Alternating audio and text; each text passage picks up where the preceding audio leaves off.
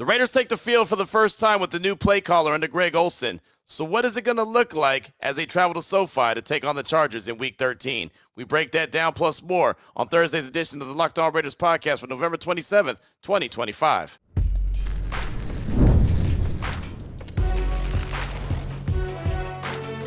You are Locked On NFL Crossover, part of the Locked On Podcast Network.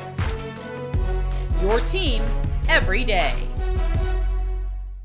And welcome in, Raider Nation, to another edition of the Locked On Raiders podcast, part of the Locked On Podcast Network, your number one sports podcast network. We're definitely very proud of that. We're also very proud of the fact that the show continues to grow each and every day because of your support and the great job that my man Ari does. We definitely appreciate him behind the scenes, making sure the YouTube page looks great each and every day, and he does a fantastic job. So we shout him out. We appreciate him. He's on Twitter at Ari Produces. You can hit me up as well at your boy Q254. And if you want to be a part of the show, we got the Locked On Raider podcast voicemail line for you at 707-654-4693. No calls or texts today. We'll actually close out the show and the week tomorrow hearing from you, calls and texts, because on Thursdays it's crossover edition. It's a crossover Thursday. So what we do, the next team that's up on the schedule, the host of that show and myself, we compare and contrast. We talk about storylines, we talk about matchups, and we talk about keys to victory. So this time, Week 13, it's the LA Chargers at SoFi Stadium. Daniel Wade, one of the hosts of Locked On Chargers, and myself will do exactly that.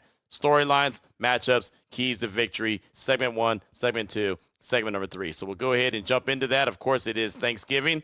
So happy Thanksgiving to you and yours. Hopefully everyone's able to enjoy it, have a really good meal, spend some time, be safe out there, listen to this show and enjoy it, and obviously get a lot of football action in as well. Triple header on Thanksgiving, and then, of course, a Black Friday game as well. And so whenever you get the opportunity to hear this show, hopefully you're able to, like I said, enjoy it and spend some good quality time with your family. And we'll jump into segment number 1 as soon as I tell you about the title sponsor of the show, which is PrizePicks. Download the PrizePicks apps today. Use promo code LOCKEDONNFL to get $50 in lineups after you play your first $5 lineup. So off top, we talk about storylines. What is the biggest storylines for a 7-4 Chargers team that's coming off a whooping by the Jacksonville Jaguars before they went into their bye week, and a 2-9 Raiders team who no longer has Chip Kelly as their play caller, but now it's Greg Olsen? Let's go ahead and jump into part 1 and segment 1 of our conversation. Q, what's up, man? A show we've done many times before in many different situations, and we got another one this weekend.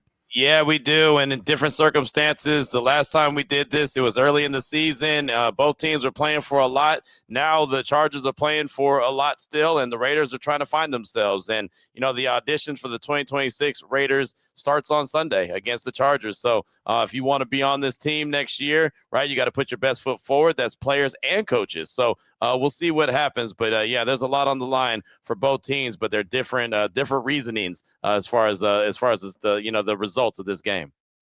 Absolutely, man. And I think, when Pete Carroll took over, obviously I didn't love it as someone that covers the Chargers, because it meant, they had a real guy in charge and someone that could at least, you could foresee putting something together and kind of bringing them back. And it was probably never a one-year thing, right? And I think a lot of this, the Chargers have had an extreme amount of turnover in the first 2 years under Jim Harbaugh with players and coaches alike. So the Chargers are kind of in year 2 of that process of like finding who kind of fits the new culture and the new identity that Jim Harbaugh is trying to instill with the Chargers. And as we've seen, there have been ups and downs, and the Chargers have lost to some teams they shouldn't have so far, including, the 2-win Giants and the 3-win Commanders. So this is a super important game for them. But I think for the Raiders right now, what do you think the biggest story is? We talked a little bit before the show. Obviously, having a new offensive coordinator is a big deal. Chip Kelly gone. What are you kind of taking away from that?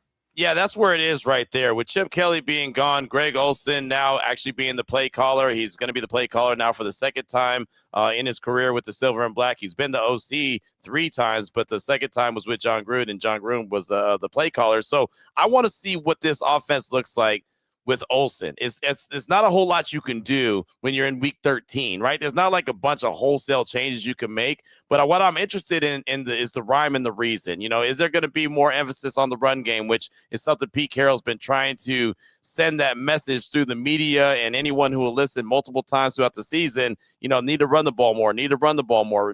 It's so funny. when you think about this game, this is two coaches going up against each other that traditionally want to run the hell out of the ball. And I don't think that so far this season, either one of these coaches has ran the ball as much as they wanted to. But I know that Pete Carroll, as he said earlier, that, hey, Olsen knows me. He's been with me. He was with me in Seattle. He knows what I like. So I'm interested to see if there's going to be a more emphasis on the run game. And the offensive line was horrendous last week against the Cleveland Browns, giving up 10 sacks. Is this offensive line going to perform better? Can they help protect Geno a little bit more? Can they get that run game going so they don't have to worry about Geno dropping back 40 plus times? Like, those are the kind of things I'm looking for. I mean, I don't think this team's also going to rattle off 6 wins in a row and be battling for a place in the playoffs at the last second. I'm not crazy and delusional like that, but I do think that it has a chance to look different. And Pete Carroll, more importantly, has a chance to prove to the powers that be that, yes, I can lead this team. I don't need to be a one-and-done coach. Absolutely, right. And I think for the Chargers, obviously, protection-wise, they've dealt with a lot of the same stuff. And I think that's the hard thing, I guess, with Greg Olsen taking over is, like, how much different can the offense look if the offensive line plays like it did last week, right? Because it's just, you're in an unwinnable situation there. And that has been with the Chargers losing Joe Alt and Rashawn Slater.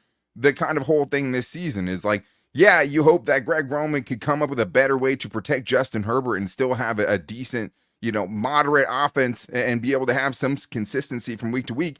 And it's so hard to parse the blame at that point. Is it Greg Roman not being able to schematically do what he can with the weapons they have, even though the offensive line is bad? Or is the offensive line so bad that we're just never going to know what this offense could have looked like if the offensive line and the protection was a little bit better? But I think for the Chargers, obviously big news this week. Omarion Hampton could have a matchup between the first 2 running backs taken in the 2025 draft. Has been, at least the window has been opened for the Chargers to be able to bring him back. And turns out he had a fractured ankle, not a sprained ankle, which is now why he's missed the last 7 weeks. And it'd be interesting to see if they can get him back for it. You're right, a running game that has been inconsistent. And I remember Greg Roman talking in his opening press conference. He's like, hey, can you imagine Justin Herbert with a great running game? And it's like, yeah, I'm still trying to, coach. I still want to see it and see what that looks like. But I mean, to be honest, this game is what it is for the Chargers. They have to win this game. With the schedule that they have coming up, it's not that you're overlooking the Raiders. It's just that the margin for error is so thin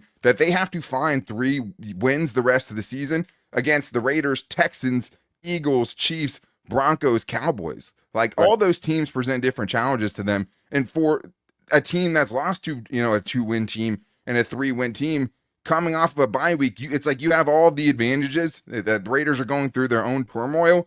This would be kind of a devastating blow to what the Chargers are trying to build if they can't find a way to win a game that's as important as this. And I'm sure that nobody thought that this is where the Chargers would be when they started the season, right? 3-0, 3 division wins. It's like, man, this is going to be the team to knock the Chiefs off and be that first division champ that's not named Kansas City in so long.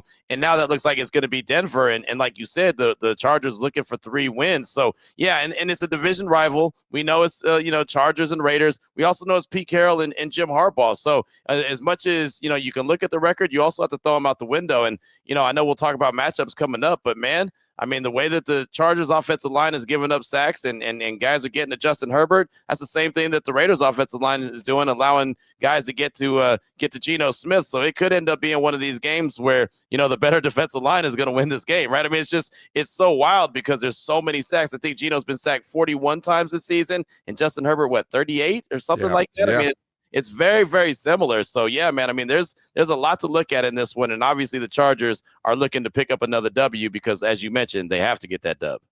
Yeah, it really is kind of as much of a must-win can be at this point for a 7-4 team, because when you laid that egg against the Jacksonville Jaguars again, right, coming off of the first chance to kind of redeem yourself after the most embarrassing game in Chargers history, which was not 63-21 Raiders fans, because obviously that landed the Chargers Jim Harbaugh, so you kind of think back on that one favorably. It's definitely the 27-0 game, and for them to come out as flat as they did in that game, I think was just, it really kind of put in perspective, okay, where does this team kind of stack up against the best teams in the AFC? Because I don't think the Jaguars are in the echelon that some of these other teams are, and that's what you did against them on the road. Obviously, East Coast, trip and all that, but like they're coming off of a bye week.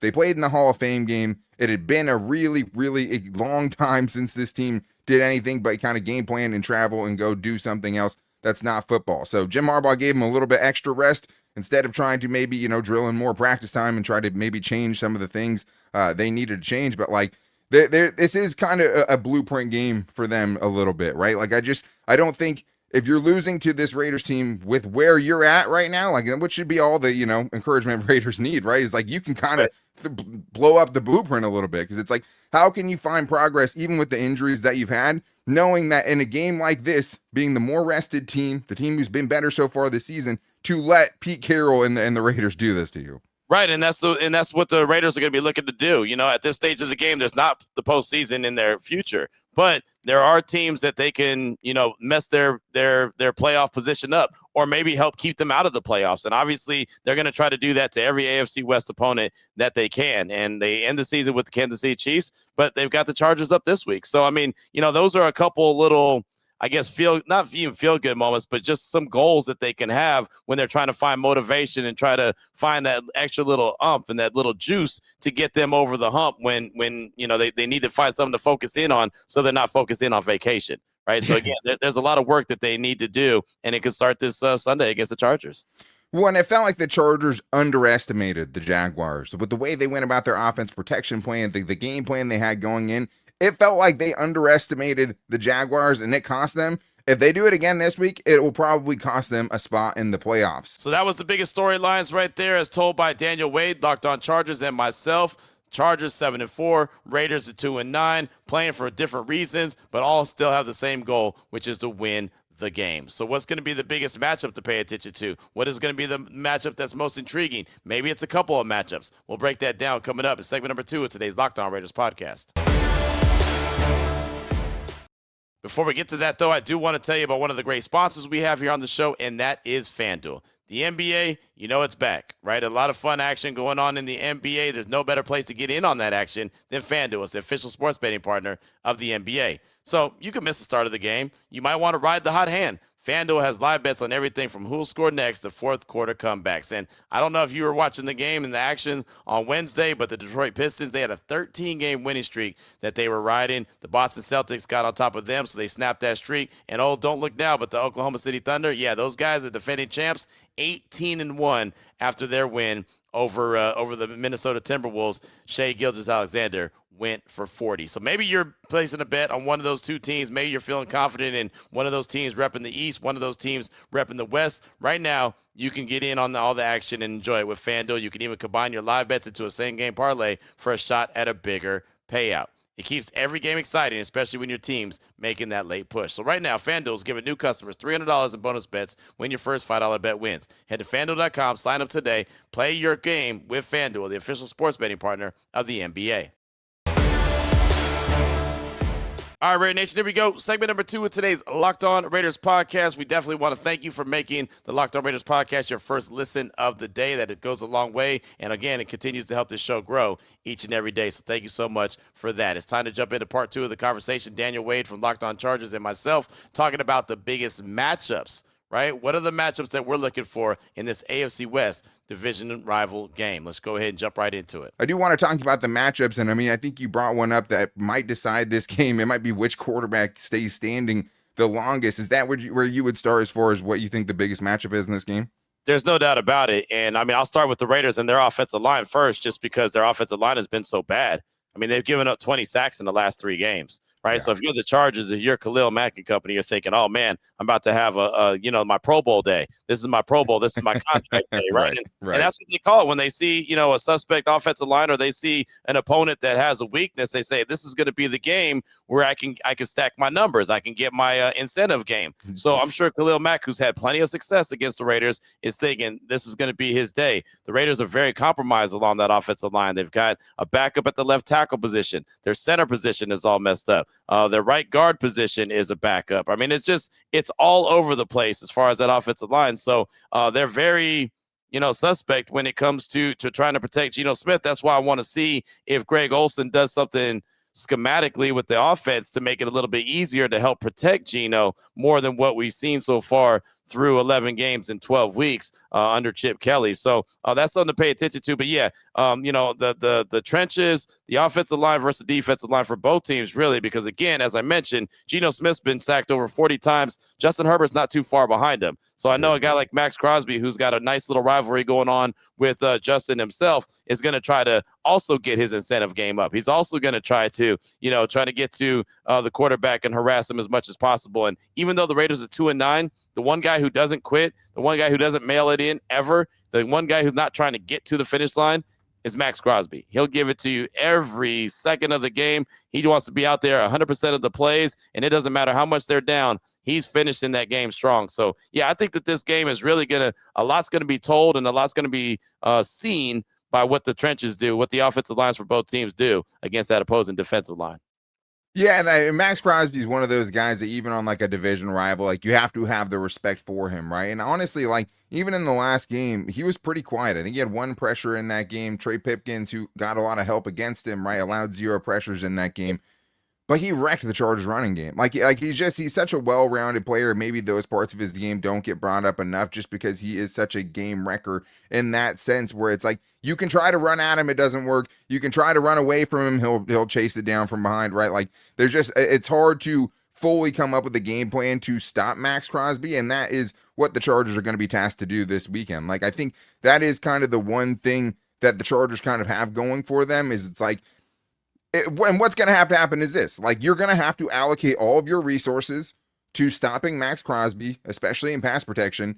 Can you win those other one-on-one matchups? They haven't shown week in and week out that those other guys can win those one-on-one matchups. So it will be a different look for the Chargers offensive line this week. It's looking as if Jamari Sawyer is going to be starting at left tackle for them for the first time this season. And it feels like the Chargers making a concession here as far as what they're going to do in the running game, because that was the only thing that really held them back from starting Jamari Sawyer is they couldn't do the same things in the running game that they could do with, or thought they could do with, a Trevor Penning or an Austin Deculus. Those two guys being literally the worst players at their position in pass protection brought them something different in the running game. The Chargers are kind of flipping things during the bye week and going with the guy who has a better chance to protect Justin Herbert, and I am all for it. I'd say the other thing for me is the Chargers defense versus Brock Bowers, obviously, and Deion Henley, Derwin James, those guys, especially for Deion Henley, who hasn't been as much of an impact player in coverage so far this year.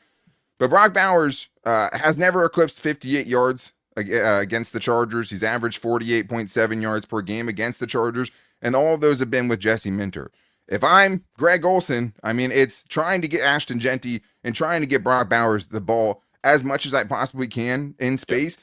And like the Chargers have done a good job limiting it, but they're not a good tackling in space team. Like they're a team that gives up some of the most yards after the catch this season in the NFL. And that is the matchup I'm looking for, because it's like, obviously you can't afford to get beat, but if you let them beat you with the players they have to get the ball to, I think that would be even worse. Yeah, no, you're absolutely right. And it's so funny that you went there. And obviously, I mean, Brock Bowers is one of the best players that the Raiders have. I mean, and they don't have a whole lot of them, right? I mean, they got Brock Bowers, they've got Ashton Genty, Max Crosby, right? And AJ Cole, their punter. I would say that those are the 4 guys that are the standouts, the blue chippers on the foundational pieces. Yeah. Right, exactly. And so I look at, when I'm looking at another matchup to really focus in on, I'm looking at Keenan Allen versus the Raiders secondary. Because in some way, somehow, Keenan Allen, as good as he is, always seems to get open. He's always seems to be wide open whenever the Chargers need it the most, too, right? And what I mean is it's 3rd and 9, 3rd and 10, 3rd and 12. All of a sudden, Keenan Allen's wide open 15 yards down the field. It's like, how in the hell did that guy get that wide open? But it just seems like he always finds a way, especially against the Raiders, to sit down in that secondary and in that zone coverage and be wide open. So it's going to be the secondary, how they match up with Keenan Allen, what kind of chess match Patrick Graham, the defensive coordinator, can play to try to make sure that he's not running wide open and able to make himself available for Justin Herbert. Because if Justin Herbert's given some protection, we all know that there's not a pass on that field that he can't make. Yeah, absolutely. And I mean, for Justin Herbert, obviously the one thing about him so far this year is turning the ball over at a rate that, far exceeds what he had last year. I mean, he had 3 picks all of last season, right? And he has 9 so far this year. So I think that for the Chargers, it's like, okay, you can't make it obvious. you're going to Keenan Allen, but I think the best way to do that in those situations, honestly, Q, is just Keenan Allen is going to kill you if you give them third downs between 5 and 7 yards. Yeah. Like if you give the Chargers those medium third downs where it's just Justin Herbert can get the ball out quick enough, the protection can hold out just long enough. Keenan Allen, maybe until he's 37, is going to get you the exact 6 yards and exactly 0 yak after the catch and get exactly what he needs and go down right at the sticks, right? He can do that. And it's part of his game that's really just aged like fine wine. Where the Chargers get themselves in trouble is they're not getting to that, right? They're not getting to 3rd and 4, 3rd and 5, where they're actually really, really good. The Chargers, more than pretty much any Chargers team that I've covered, is everything's so game flow dependent. Like if you can get them out of what they want to do, if you can get up on them, if you can get them in those 3rd and long situations where the Raiders can pin their ears back and they know there is no threat of the run, you can't use Keenan Allen as much. Right. He won't be able to get out of his break by the time that you need to throw that ball. So I think that's what it is for the Chargers, staying in those situations, right? And then, for the Raiders, hey, how do we get them out of that so they can't use someone like Keenan Allen who's such an advantage in those situations?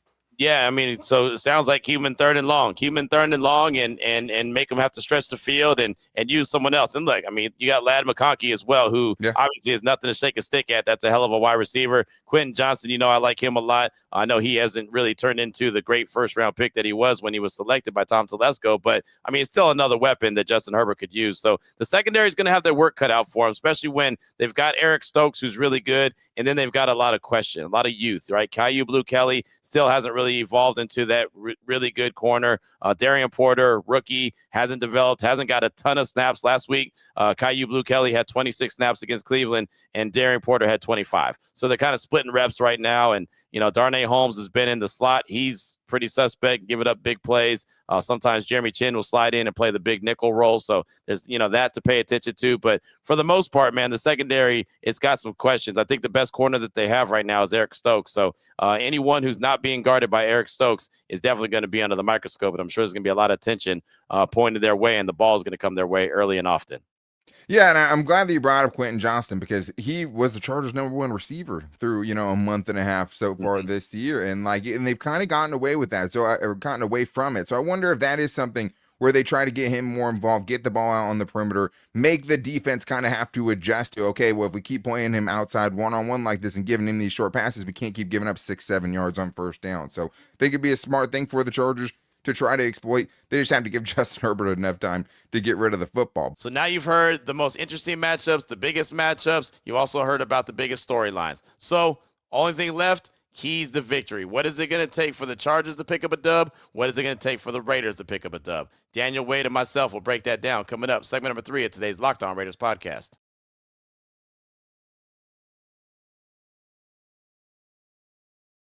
Here we go, Raider Nation. Segment number 3 of today's Locked On Raiders podcast. Going to close this bad boy off strong. Before I do that, I do want you to know that Crossover Thursday is presented by PrizePicks. Download the PrizePicks apps today. Use promo code LOCKEDONNFL to get $50 in lineups after you play your first $5 lineup. So let's go ahead and jump into it. Keys to victory, path to victory, however you want to call it. What is it going to take for the Chargers? What is it going to take for the Raiders to come away with a dub? Let's jump into part 3 of our conversation. The biggest 3 things that each of these teams has to do to get the victory on Sunday, where would you start?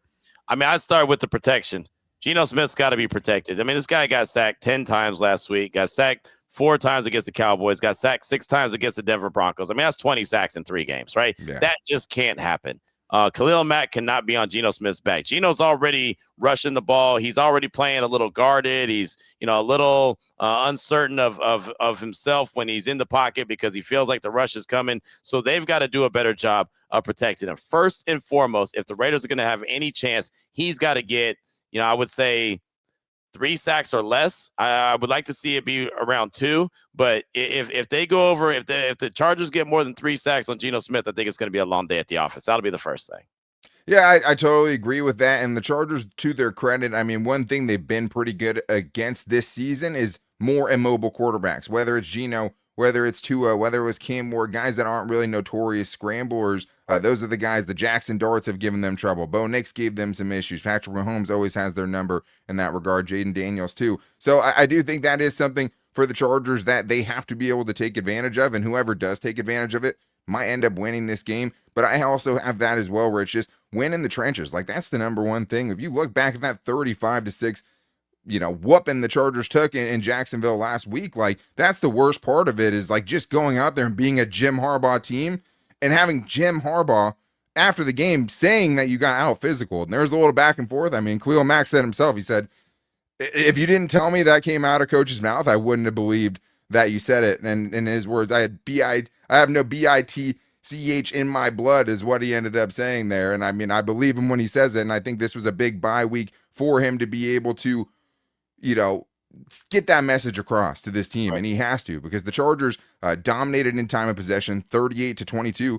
If the Raiders can do that against you, why wouldn't they, man? Like, keep Justin Herbert on the sideline, keep that offense on the field. That means something's going right with Ashton Genty too, and they're being able to kind of chew this game away. Chargers were leading in time of possession going into the Jaguars game, and they just got whooped up front, and like just playing out on both sides of the ball. If that happens and they can't protect Justin Herbert and they can't stop the run, they will lose this game. I'll just go out and say it right there. Where would you go with your next one? Yeah, that's exactly where I was going to go. Is Ashton Genty's got to go over 100 yards. He's got to be a 25 guy. And what I mean by that is 20 carries and 5 catches. Right, he needs to have at least 25 touches in this game. He's only carried the rock 23 times. That's the most carries he's ever had in the game in his career so far, is 23. Now, he has been getting involved lately in the passing game, so that's cool. But whatever they do, they need to get this guy at least 25 touches. And I think he needs to go over 100 yards on the ground. He has it in him. We talked to him on Wednesday, and he said, my body feels great. You know why his body feels great? Because he hasn't been used that much, right? He hasn't been, the wear and tear hasn't been put on his body because they just haven't used him for one reason or the other. Some is because the game gets out of control. Others is just because Chip Kelly wasn't running the ball and wasn't feeding him the way that I thought that they should feed him. So Ashton Genty's got to be like that old school, Pac-Man game where he's going after the pellets, boom, power pellet, go, right? He's got to be that dude. I mean, he's got to be who he was at Boise State, show why they took him number 6 overall. And especially if Hampton's out there as well, that'd be a fun little back and forth between the top 2 running backs drafted in this last draft class. But I think Ashton Genty's got to go over 100 yards for sure. Well, I think especially since, like, Genty, in the most professional ways, basically said, like, hey, I need to get the ball more. Like, I can be effective if I'm getting the ball and getting more touches. It's hard to get into a rhythm to do these other things. If you're getting the ball 13 times in a game, it's hard to make your imprint. And, like, that is, a game flow is a big part of that, right? Like, game flow is a huge part of that. It's hard to run the ball if you're down, 15 to 20 points. Like, that's just, it is what it is. But I honestly wondered, going into this game, was just like, what is the kind of plan with Ashton Genty? Because at the same time, like, you want to know that your first round pick is, worth the first round pick and know what you have going forward. At the same time, does it make sense to give him 180 touches down the last 6 games of the season in a season that you might not be able to use those touches in meaningful games? Does that make sense? I kind of wondered that to a certain extent. Yeah, for sure. It does make sense. Like, you don't want to just wear him out. You don't want him to get, 30 touches a game or whatever. I get that, but man, I mean, you just got to show that you have a plan with them. And so far, I haven't seen the plan. And you drafted him. You drafted him number 6 overall. You didn't draft him to be a hood ornament, right? You drafted him to go out there and be effective and be reliable and be a guy that you can lean on and, make it easier for Brock Bowers. If Genty's running, guess what? All attention's not on Brock Bowers, and that's your best weapon that you have. So then you got a nice 1-2 punch. They've got to show that they know how to use him and that they've got a plan for him. That's what I'd like to see, and they haven't shown that yet. Yeah, I totally understand what you're saying there, because it's just like you kind of need the proof of concept. And like that is what these last 6 games are going to be about for the Raiders is, hey, what parts of this can we take with us going into next season? Obviously, there's going to be a lot of change. But hey, if we can show with Brock Bowers and Ashton Genty, we can get a 1-2 punch that even in an imperfect offense is able to give you some special moments week in and week out. That feels like hope. That feels like something that at least, the next offensive coordinator, whoever that is in 2026, can build on and make it, honestly, an attractive situation, right? Like maybe that's part of it too, is wanting to be an attractive situation for a prospective offensive coordinator. So I think that's super interesting. And I think for the Chargers, it's winning the battle on 3rd down. And you can't do that unless you're stopping Ashton Genty on 1st and 2nd down, right? And not letting him run the ball at you. The last game, the Chargers converted only 25% of their 3rd downs while allowing the Jags to convert 50% defensively. The Raiders, if they're stuck in 3rd and 1, 3rd and 2s all days, can convert 50% of their third downs against you. They're not going to do that on 3rd and 10 plus with that offensive line. They're just not. But that is, you have to win on 3rd down. But the only way you're going to give your rushers those prime opportunities if you can get them in 3rd and long. If you can't, and the Chargers were having a hard time last game getting to 3rd down sometimes, right? Not letting the Jaguars get a 1st down on 2nd down. And that is why the Chargers had 0 sacks. The Chargers had 12 sacks in 3 games going into that one. 0 sacks on Trevor Lawrence, which is a big reason why they lost 35-6. So I think winning the battle on 3rd down is another big one. Yeah, it is. It really is. And finally, for me, I mean, for the Raiders to be able to pull off a victory, it's all about the turnovers. They can't turn the ball over, and they got to find a way to turn the Chargers over. I mean, it's just that simple. And we know that that's for most teams to win the turnover battle. The Raiders have found a way to generate some turnovers, create some turnovers the last couple games. It hasn't resulted in victories, but the offense is taking the field in, shorter fields in a better position. And with the offense that's suspect like the Raiders is, they need the best field position they could possibly get. So they've got to eliminate the turnovers. Geno can't throw a bunch of interceptions like he did against the Chargers the last time they played. First play of the game, interception, and that just kind of got the ball rolling for Geno in the negative way. He's got to be able to protect the ball, not be so predictable where he's going with it, and make sure that when he's throwing it to the guys in Raider uniforms and not the guys wearing the Chargers colors. The Chargers are going to have some mean uniforms out there on Sunday. I mean, those all navies to me are tough. I mean, as tough as it gets. So don't embarrass yourself in those uniforms. And it's interesting, too, because even though Geno got picked off 3 times in the first matchup, the Chargers really struggled to put the Raiders away in that one, where it was just like, man, if the Raiders didn't shoot themselves in the foot, they'd be right in this with a chance to win the game. And obviously, a lot has happened between then and now. But at the same time, I still think, obviously, for the Chargers, who have already turned it over more than they did in 2024, yeah, that has to be huge. And if you the recipe for losing to a team that's worse than you, it starts with turning the ball over and losing that turnover battle. But this is the most important thing for the Chargers until otherwise noted. It's get off to a fast start. Maybe as much as anyone in the league, the Chargers need to get up on you and kind of dictate that they can be multidimensional offensively. If you pigeonhole them into dropping Justin Herbert back 40 times in this game, that's 40 opportunities for Max Crosby to drive him into the dirt.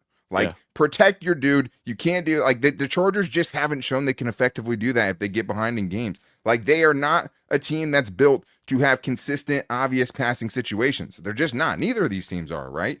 Neither of these teams are. They need their running games to be a part of it. Your running game can't be a big part of the game plan if there's 3 minutes left in the 3rd quarter and you're down by 10 plus. That's just not the way it works in the NFL. So I think it's important for both teams, but I think the one thing that this Chargers team, who's beat good teams and lost to bad teams, has shown us all year is, man, if you get up on them and you force them into some of these situations where they have to protect Justin Herbert and send 5-on-5 out there to do it, it's not good. And it's not a good recipe for the Chargers to get a win, and a great recipe for an upset for the Las Vegas Raiders. So there it is. There was Crossover Thursday. Daniel Wade, one of the hosts of Locked On Chargers, him and David Drogemeyer do a really good job. Definitely check them out each and every day if you want to learn a little bit about the LA Chargers. And, of course, make sure you tune into this show each and every day as you already do and make it the first listen of the day. We definitely appreciate that. That is Crossover Thursday. Hopefully you're having a great Thanksgiving. Hopefully you continue to have a great Thanksgiving. You come back with us tomorrow because on tomorrow's show, we'll definitely have keys to victory. We'll deep dive into it a little bit more. We'll have news and notes. We do have media availability today. We'll talk to Patrick Graham. We'll talk to Greg Olson, the new play caller. We'll get inside the Raiders locker room. So we'll finish off the week really strong. Again, just really blessed to have this opportunity to be able to speak with you, talk with you, hang out with you each and every day. So enjoy your Thanksgiving. Until tomorrow, Raider Nation, take care of yourself, take care of your family, love on your family. Most importantly, as always, just win, baby.